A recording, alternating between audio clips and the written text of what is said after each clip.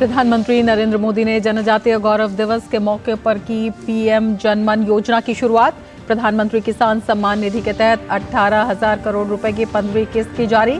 प्रमुख सरकारी योजनाओं के प्रसार को सुनिश्चित करने के लिए विकसित भारत संकल्प यात्रा का भी किया शुभारंभ।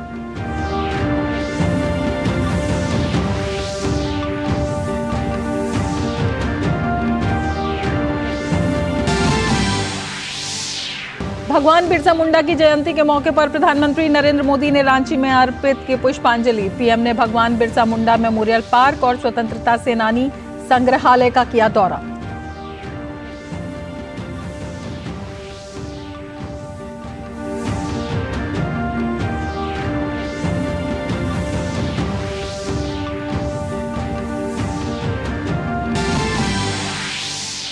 मध्य प्रदेश और छत्तीसगढ़ के चुनावी रण के लिए आज थमेगा प्रचार। तेलंगाना में प्रत्याशियों के लिए नाम वापसी का आखिरी दिन।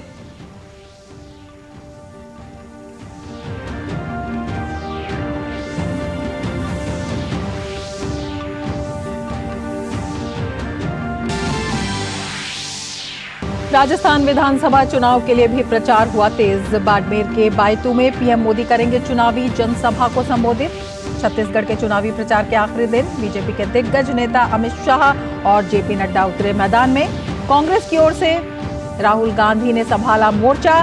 मध्य प्रदेश में खड़गे और प्रियंका समेत कमलनाथ के पास जिम्मा।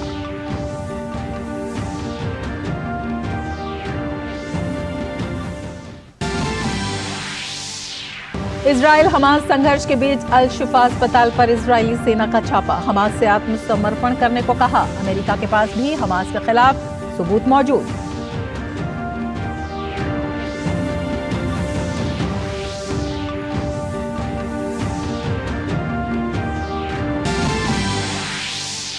आईसीसी विश्व कप के पहले सेमीफाइनल में न्यूजीलैंड के खिलाफ भारत ने टॉस जीतकर पहले बल्लेबाजी का किया फैसला।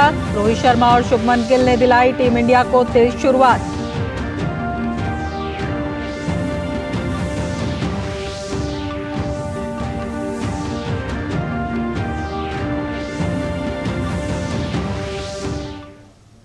नमस्कार, डीडी न्यूज में आपका स्वागत है। मैं हूं रमा त्यागी। लेंगे समाचार विस्तार से। आज जनजातीय दिवस के मौके पर झारखंड में प्रधानमंत्री ने एक अनुपम पहल की शुरुआत करते हुए प्रधानमंत्री जनजातीय आदिवासी न्याय महाअभियान पीएम जनमन का शुभारंभ किया। ये कार्यक्रम विशेष रूप से पिछड़े जनजातीय समुदाय के लिए शुरू किया गया है। ये 18 राज्यों और केंद्र शासित प्रदेशों में 75 समुदाय में कुल 22,544 गांव में जो आबादी रहती है उसका प्रतिनिधित्व करता है, जिनकी कुल संख्या लगभग 28 लाख है। ये जनजातियां दूरदराज, दुर्गम क्षेत्र में और वन क्षेत्रों में रहती हैं। इनके समग्र विकास के लिए ये परियोजना कुल 24,000 करोड़ की है। परियोजना के तहत आयुष्मान भारत योजना, सिकल सेल एनीमिया उन्मूलन मिशन, टीबी उन्मूलन, टीकाकरण अभियान, दूरसंचार कनेक्टिविटी, सुरक्षित आवास और स्थायी आजीविका जैसी बुनियादी सुविधाएं प्रदान की जाएंगी। विकसित भारत संकल्प यात्रा एक तरह से देश के गरीबों को, देश की माताओं बहनों को, देश के नौजवानों को, देश के किसानों को मोदी की गारंटी है। और जब मोदी की गारंटी होती है ना, तो आप जानते हो गारंटी क्या होती है। मोदी की गारंटी यानी गारंटी पूरा होने की भी गारंटी। इस दौरान प्रधानमंत्री नरेंद्र मोदी ने प्रमुख सरकारी योजनाओं का प्रसार सुनिश्चित करने के लिए प्रधानमंत्री विकसित भारत संकल्प यात्रा का शुभारंभ किया। ये यात्रा लोगों के पास जाने, जागरूकता पैदा करने और स्वच्छता सुविधाओं, आवश्यक वित्तीय सेवाओं, बिजली कनेक्शन, एलपीजी सिलेंडर तक पहुंच, गरीबों के लिए आवास, खाद्य सुरक्षा, उचित पोषण, विश्वसनीय स्वास्थ्य सेवा, स्वच्छ पेयजल जैसी कल्याणकारी योजनाओं का लाभ प्रदान करने पर केंद्रित है। संभावित लाभार्थियों का नामांकन इस यात्रा के दौरान मिले विवरणों के जरिए किया जाएगा। विकसित भारत संकल्प यात्रा के शुभारंभ के अवसर पर प्रधानमंत्री ने झारखंड के खूंटी में आईईसी सूचना, शिक्षा और संचार वैन को हरी झंडी दिखाकर रवाना किया। ये यात्रा महत्वपूर्ण जनजातीय आबादी वाले जिलों से शुरू होगी और अगले साल जनवरी तक देश के सभी जिलों को कवर करेगी। दशकों तक हमारे देश में सोशल जस्टिस, सामाजिक न्याय और सेक्युलरिज्म न जाने रोज सुबह शाम इसके गीत तो बहुत गाए, बयानबाजी बहुत होती रही। सच्चा सेक्युलरिज्म तभी आता है जब देश के किसी भी नागरिक के साथ भेदभाव की सारी संभावनाएं खत्म हो जाए। सामाजिक न्याय का भरोसा तभी मिलता है जब सबको बराबरी से, समान भावना से सरकारी योजनाओं का लाभ मिले।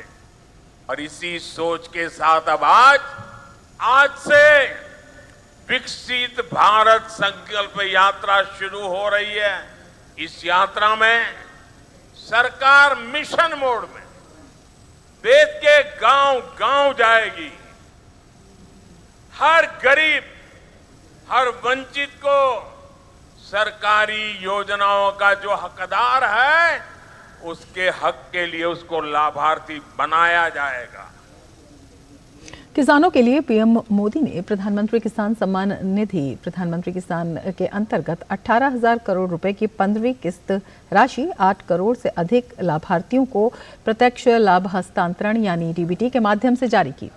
इस योजना के तहत अब तक किसानों के खातों में 14 किस्तों में 2.62 लाख करोड़ रुपए ट्रांसफर किए जा चुके हैं।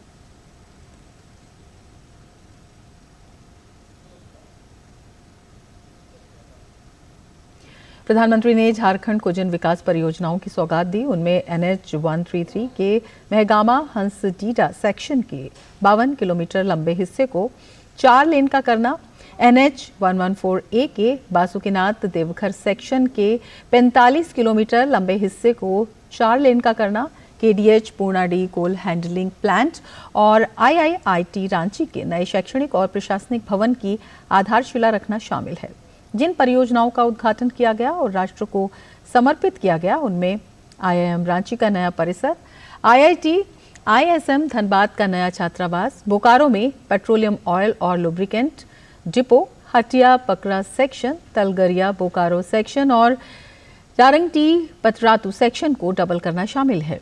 इसके अलावा झारखंड में 100% रेलवे विद्युतीकरण की उपलब्धि भी प्रधानमंत्री ने राष्ट्र को समर्पित की।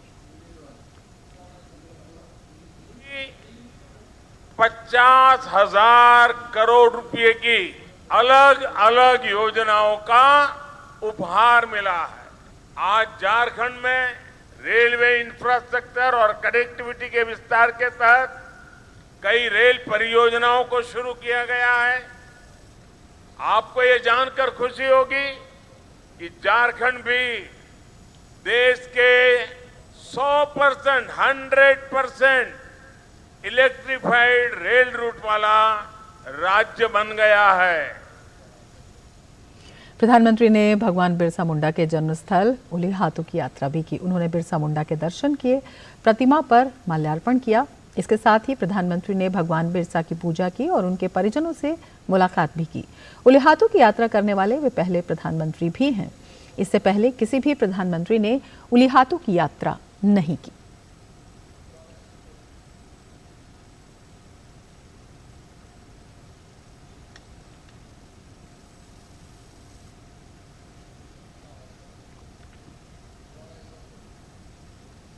प्रधानमंत्री ने खूंटी में एक प्रदर्शनी का भी अवलोकन किया। उन्होंने विशेष तौर पर जनजातीय समुदाय द्वारा बनाए जाने वाले वनोपजों को देखा।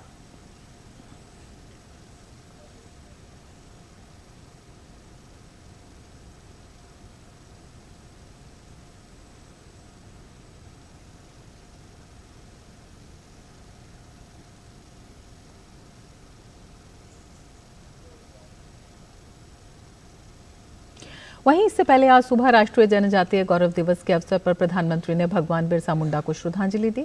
इस दिन बिरसा मुंडा का जन्म साल 1875 में झारखंड के खूंटी जिले के उलिहातू गांव में हुआ था। मौजूदा केंद्र सरकार ने साल 2021 में बिरसा मुंडा के जन्म दिवस को जनजातीय गौरव दिवस के रूप में मनाए जाने की घोषणा की। इस मौके पर रांची स्थित मेमोरियल पार्क पहुंचकर प्रधानमंत्री ने बिरसा मुंडा को पुष्पांजलि दी। इसके बाद संग्रहालय और पार्क का अवलोकन किया। ये संग्रहालय उसी स्थान पर बना है जहां भगवान बिरसा मुंडा को अंग्रेजों ने बंदी बनाकर रखा था। उस कमरे को संग्रहालय में बदलकर उनकी यादों को सहेजा गया है। जेल की बनी संरचना को उसी रूप में संरक्षित किया गया है। बिरसा मुंडा ने जिस कमरे में जीवन का अंतिम समय गुजारा, वहीं उनकी प्रतिमा स्थापित की गई है। बगल के कमरे में भगवान बिरसा और उनके जीवन से जुड़ी जानकारी से अवगत कराया गया है। 30 एकड़ में फैले पुराने जेल परिसर को पार्क और संग्रहालय के रूप में विकसित किया गया है। परिसर को भगवान बिरसा मुंडा स्मृति उद्यान सह संग्रहालय का नाम दिया गया है। बिरसा मुंडा ने अंग्रेजों के खिलाफ स्वाधीनता के लिए संघर्ष को न सिर्फ बिगुल फूंका, बल्कि सफल सशस्त्र क्रांति को अंजाम दिया। उन्होंने उस वक्त संथाल परगना के एक एक व्यक्ति को प्रभावित किया था। इसी वजह से बिरसा मुंडा को लोग धरती आबा कहते हैं। लोग उन्हें भगवान का दर्जा देते हैं। संग्रहालय में ही मुख्य भवन के सामने गंगा नारायण सिंह, भागीरथी मांझी, वीर बुद्धू भगत, तेलंगा खड़िया, सिदो कान्हू, नीलांबर पीतांबर दिवा किसुन, गया मुंडा और टाना भगत की 9-9 फीट की प्रतिमा स्थापित की गई है। संग्रहालय परिसर में फिल्मों के माध्यम से वीर स्वतंत्रता सेनानियों की जीवनी और संघर्ष को दिखाया जाता है।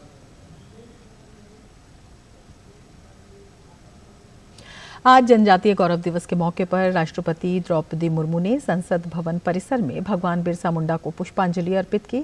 इस अवसर पर मौजूद उपराष्ट्रपति जगदीप धनखड़ ने भी भगवान बिरसा मुंडा को श्रद्धा सुमन अर्पित किए। इसके साथ ही लोकसभा अध्यक्ष ओम बिरला, केंद्रीय मंत्री मीनाक्षी लेखी ने भी भगवान बिरसा मुंडा को पुष्पांजलि अर्पित की।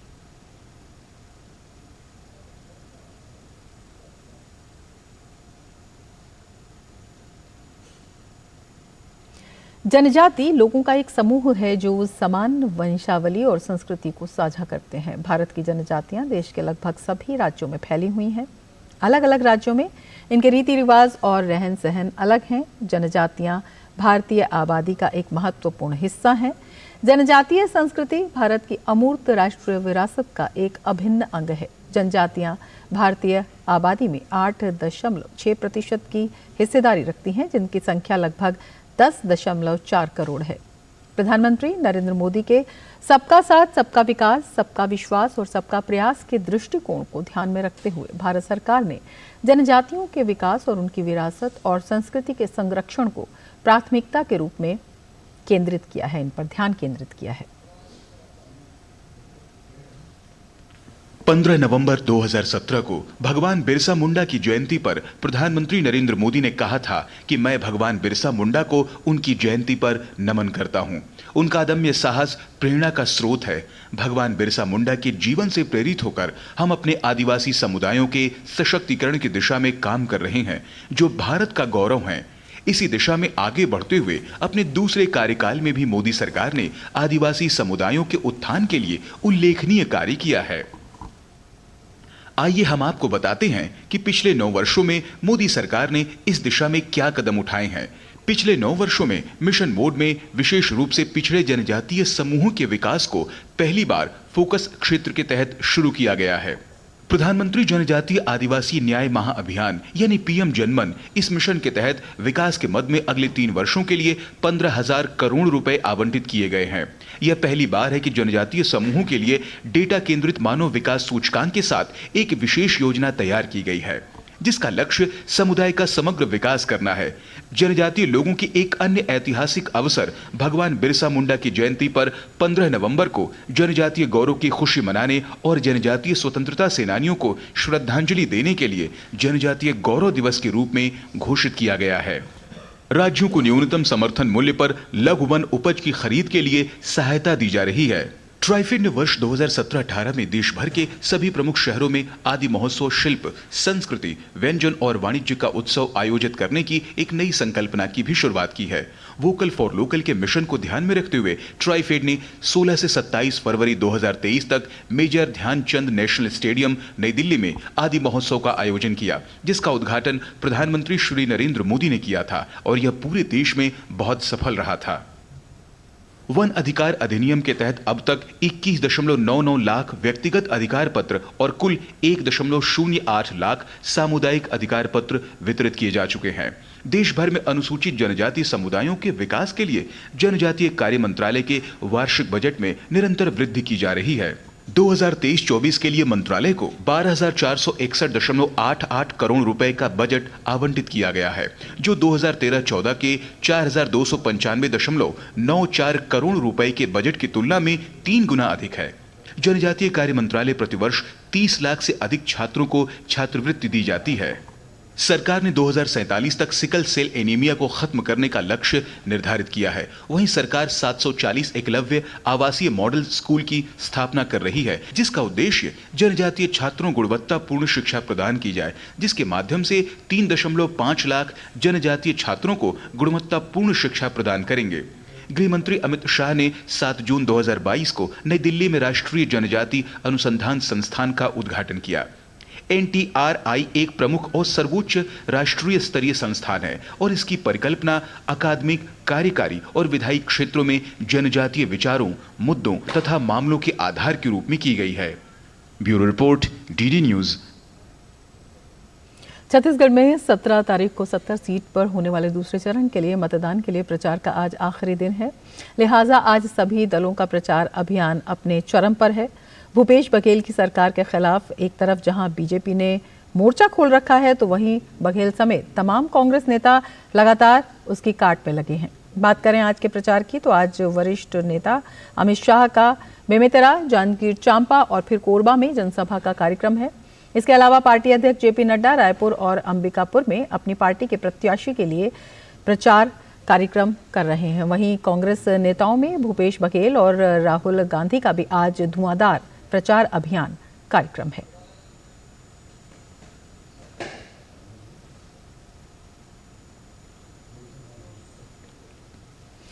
वहीं प्रधानमंत्री ने छत्तीसगढ़ को लेकर अपने अनुभव एक्स पर साझा करते हुए लिखा, छत्तीसगढ़ में इस बार चुनाव अभियान के दौरान मेरे अनुभव बहुत ही अद्भुत रहे, अभूतपूर्व रहे। कहा जाता है छत्तीसगढ़िया सबसे बढ़िया। मैंने इसकी प्रतिध्वनि चारों तरफ महसूस की।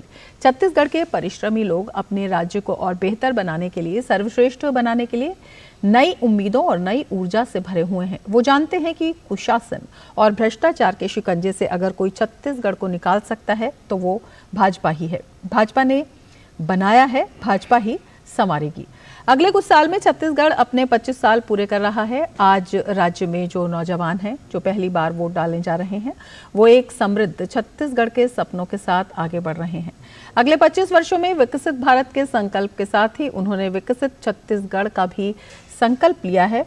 वो अपने जीवन के अगले 25 वर्ष विकसित छत्तीसगढ़, विकसित भारत के संकल्प को समर्पित करने का लक्ष्य लेकर चल रहे हैं। जिस तरह राज्य के SC, ST, OBC वर्गों के युवा हमारे विकास मॉडल के साथ जुड़ रहे हैं, वो बहुत उत्साहित करने वाला है। छत्तीसगढ़ के युवाओं की ये शक्ति परिवर्तन का नया अध्याय लिखने वाली है। छत्तीसगढ़ की महतारी हमारी बहनों बेटियों ने भी राज्य के विकास की ध्वज पताका खुद उठा ली है।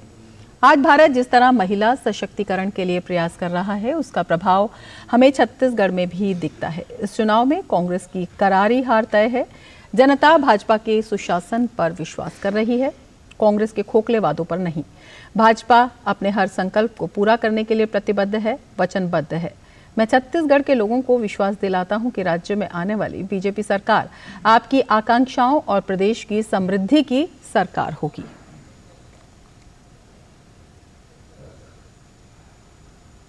छत्तीसगढ़ के बेमेतरा जिला के साजा विधानसभा में केंद्रीय गृह मंत्री और वरिष्ठ भाजपा नेता अमित शाह ने भाजपा प्रत्याशी ईश्वर साहू के समर्थन में जनसभा को संबोधित करते हुए कहा कि भाजपा की सरकार बनने के बाद भुवनेश्वर साहू के कातिलों को सजा जरूर मिलेगी। साथ ही अमित शाह ने कहा कि भुवनेश्वर के पिता ईश्वर साहू को भारी मतों से जिताकर विधानसभा भेजने की उन्होंने अपील की। ये तुष्टीकरण की राजनीति को सबक सिखाने का काम करें। आपका एक वोट भुवनेश्वर साहू को न्याय दिलाने का वोट। मुझे बताओ, 17 तारीख को कमल के निशान पर बटन दबाओगे क्या? जोर से बोलो, दबाओगे? ईश्वर साहू जी को जिताओगे? भाजपा सरकार बनाओगे? 24 में मोदी जी को फिर से प्रधानमंत्री बनाओगे? केंद्रीय मंत्री अनुराग सिंह ठाकुर ने भ्रष्टाचार को कांग्रेस की पहचान बताते हुए कहा कि जहां भ्रष्टाचार है वहां कांग्रेस की सरकार है। अनुराग ठाकुर ने कहा कि छत्तीसगढ़ के मुख्यमंत्री भूपेश बघेल ने कई घोटालों और भ्रष्टाचार को अंजाम दिया है। उन्होंने कहा कि छत्तीसगढ़ में कांग्रेस ने न रोजगार दिया और न ही बेरोजगारी भत्ता दिया। लूट की खुली छूट छत्तीसगढ़ में महादेव ऐप घोटाला, गोठान घोटाला, कोयला घोटाला, शराब घोटाला और युवाओं को छलने वाला पीएससी घोटाला। युवाओं के साथ जो अत्याचार किया, छत्तीसगढ़ का युवा ठगा हुआ महसूस कर रहा है। कांग्रेस ने ना बेरोजगारी भत्ता दिया, ना रोजगार दिया, और मिला तो केवल कांग्रेस के नेताओं को, अधिकारियों के बच्चों को मिली भगत के साथ सरकारी नौकरी।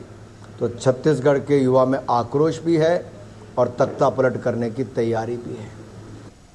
वहीं छत्तीसगढ़ के मुख्यमंत्री भूपेश बघेल ने रायपुर में मीडिया से बात करते हुए जीत का दावा किया। उन्होंने कहा कि चुनाव प्रचार के लिए मैंने कई संभाग का दौरा किया है, सभी जगह कांग्रेस के पक्ष में माहौल है। बस्तर संभाग तो हो ही गया, राजनांदगांव लोकसभा हो गया, प्रथम चरण में हुआ। उसके बाद रायपुर संभाग, दुर्ग संभाग, बिलासपुर संभाग, सरगुजा संभाग, सभी जगह जहां मेरे से बंद पड़ा, सभी जगह मैंने दौरा किया। जबरदस्त माहौल है, एक तरफा माहौल है। और अब बात मध्य प्रदेश की। मध्य प्रदेश विधानसभा चुनाव के लिए मतदाताओं को वादों, दावों, जनसभाओं और आरोप प्रत्यारोप से रिझाने का भी आज अंतिम दिन है। आज शाम चुनाव प्रचार थम जाएगा। सभी पार्टियों के नेता आज पूरी ताकत झोंक रहे हैं। मुख्यमंत्री शिवराज सिंह चौहान ने घोड़ा डोंगरी विधानसभा में चुनावी रैली को संबोधित किया। उन्होंने कहा कि राज्य में सस्ती दर पर बिजली उपलब्ध कराने के साथ रोजगार के अवसर भी बढ़ाए जाएंगे। हर परिवार में एक रोजगार का अवसर पैदा करके देंगे ताकि परिवार की गाड़ी चलती रहे। और मेरी लाडली बहनों, रसोई गैस का सिलेंडर 450 में ही दूंगा, बाकी मैं भरवाऊंगा। और बिजली के जिनके बड़े बड़े बिल आ गए हो, मत घबराना, वो भी अब मैं भरवाऊंगा। तुम पे 100 रुपया महीने बिजली का बिल आएगा, सस्ती बिजली देंगे। कि कांग्रेस कई झूठी अफवाह फैलाएगी, झूठी पार्टी है। कोई कहती आदिवासियों की जमीन छीन लेगी। अरे कोई जमीन छीन सकता है? शिवराज सिंह चौहान के जिंदा रहते हुए तुम्हारी जमीन की तरफ उंगली उठा के भी कोई नहीं देख सकता। बल्कि जितने लोग बच्चे हैं जिनको पट्टा नहीं मिले हैं, उनको भी पट्टा देके मालिक बनाऊंगा, चिंता मत करना। उत्तर प्रदेश के मुख्यमंत्री योगी आदित्यनाथ ने मध्य प्रदेश के पन्ना जिले के पवई विधानसभा क्षेत्र में जनसभा को संबोधित किया। इस दौरान उन्होंने कहा कि प्रधानमंत्री नरेंद्र मोदी के नेतृत्व में नए भारत का दर्शन हम कर रहे हैं। उन्होंने कहा कि मध्य प्रदेश अन्नदाता किसानों के लिए सबसे अधिक कृषि विकास करने वाला राज्य है। कार्य करने का एक जज्बा होता है। अब याद करिए, कांग्रेस के समय यह मध्य प्रदेश बीमारू राज्य था, लेकिन आज विकसित हो चुका है। बीमारूपन से दूर होकर, इसको दूर करके विकसित राज्य के रूप में मध्य प्रदेश को एक स्थान दिला दिया गया। अन्नदाता किसानों के लिए सबसे अधिक कृषि विकास दर वाला राज्य है मध्य प्रदेश। नए उद्योग लग रहे हैं, इंफ्रास्ट्रक्चर के अच्छे हाईवे बन रहे हैं, IIT, medical college, AIIMS, IIM जैसी संस्थाओं की एक श्रृंखला खड़ी होकर के मध्य प्रदेश के युवाओं के लिए रोजगार सृजन की भी नई संभावनाओं को आगे बढ़ाया जा रहा है। तेलंगाना विधानसभा चुनाव के लिए भरे गए नामांकन पत्रों में से 606 उम्मीदवारों के नामांकन पत्र खारिज हो गए हैं और अब कुल 2898 उम्मीदवार चुनाव मैदान में हैं। 119 सदस्यों वाली विधानसभा के चुनाव के लिए आज नाम वापस लेने की आखिरी तारीख है। इन सब के बीच तेलंगाना में सरकार बनाने के लिए हर राजनीतिक दल बेताब है। बीआरएस, कांग्रेस, बीजेपी के अलावा बाकी छोटे दल भी इस चुनाव में अपना भविष्य तलाश रहे हैं। लिहाजा मतदाताओं को लुभाने के लिए दिन रात स्टार प्रचारकों की फौज मैदान में है। 30 नवंबर को यहां मतदान होगा। राजस्थान की सभी 200 विधानसभा सीटों पर 25 नवंबर को वोटिंग होगी। आज प्रधानमंत्री नरेंद्र मोदी बायतू में चुनावी सभा को संबोधित करेंगे। बायतू में त्रिकोणीय मुकाबला देखने को मिल रहा है। पश्चिमी राजस्थान के जाटलैंड में बाड़मेर की बायतू विधानसभा सीट पर कांग्रेस और आरएलपी ने 2018 चुनाव के प्रत्याशियों को फिर से मैदान में उतारा है। वहीं बीजेपी ने इस बार नए चेहरे पर भरोसा दिखाते हुए बालाराम मुंड पर भरोसा दिखाया है। बायतू विधानसभा सीट पर कांग्रेस ने हरीश चौधरी को प्रत्याशी बनाया है। बीजेपी ने बालाराम मुंड को और आरएलपी ने मीतराम बेनीवाल को उम्मीदवार बनाया है। इस हॉट सीट पर पीएम मोदी की इस सभा के जरिए बीजेपी बाड़मेर, जैसलमेर की सभी सीटों को साधने का प्रयास करेगी।